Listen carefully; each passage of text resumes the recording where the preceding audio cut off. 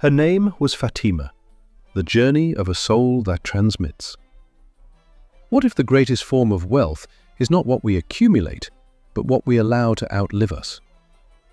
What if some lives are not meant to succeed, but to quietly transform the world? Once upon a time, there was a young girl who sought neither power nor recognition, and yet would go on to alter the course of history. Her name was Fatima. Her name was Fatima, and in the quiet stillness of ancient cities across the Maghreb, long before centuries settled their dust upon stone, she was already moving, unknowingly, toward a destiny greater than herself. Her world was simple. A father, Mohammed, a respected merchant whose footsteps traced the same path each day, between silks, glimmers of gold, and the murmurs of trade. A sister, Mariam, a gentle presence, almost an extension of home itself. And at the center of it all, an absence. The absence of a mother, lost too early. A silence that did not speak, yet shaped the soul. So Fatima observed. She listened. She questioned. Because some children play, while others are already trying to understand. Then the world shifted, without warning, without grace. Cities ceased to be sanctuaries, order fractured, certainty dissolved. And Mohammed, with the clarity that only experience can bring, understood that staying had become more dangerous than leaving. The call became undeniable. Leave or vanish. The desert stretched before them like an unanswered question. The unknown weighed heavily. Danger lingered in the air. Mohammed feared for his daughters, but Fatima did not resist.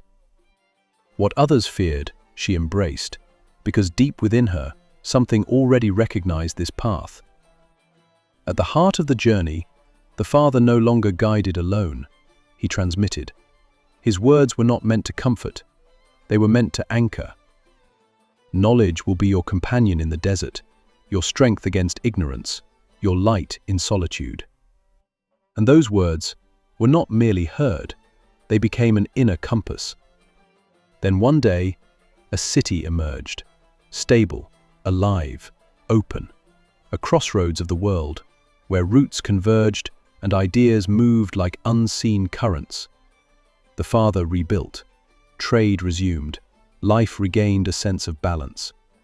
But Fatima had crossed an invisible threshold. She was no longer simply living, she was becoming. Years passed, wealth grew, but Fatima was searching for something else. Silk no longer fascinated her. Gold could not hold her. She drew closer to scholars, listened to poets, questioned philosophers, observed the stars as if deciphering a forgotten language. Her struggle was not visible. It unfolded within. To understand, to connect, to give meaning. Then, once again, the world faltered. Illness took hold. Her father's body weakened, slowly giving way. Silence drew nearer until it filled the entire space. There are losses that break us and others that reveal us. Fatima endured months of darkness, a pain without shape, without answers. Yet, at the heart of that night, something remained alive. Her father's words, the path he had laid before her, the meaning he had planted within her. And in that fragile space, a transformation began. She inherited immense wealth, but she did not see riches. She saw possibility, the possibility to transform, to extend what had been given differently, to assign a greater meaning to what she had received. So she chose, not to continue, but to redirect. She decided to build, not for herself, but for others, not for today, but for time itself.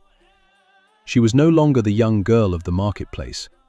She had become something else, a transformed woman, no longer driven to accumulate, but to transmit. A mosque, a place of knowledge, a space where the mind could rise. Without realizing it, she was laying the foundation for one of the earliest universities in the world. Years passed, then centuries, yet what she had built endured.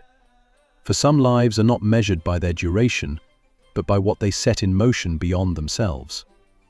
Fatima did not seek to be remembered. She chose to pass something forward, and perhaps that is where eternity begins. Now, before you close this story, consider your own life, what you are building, what you are pursuing, what you are accumulating. And ask yourself one question: what will remain when everything else fades away? Because perhaps your true legacy is not what you own, but what you choose to pass on. And if this story moved you, share it with someone still searching for meaning in what they are building.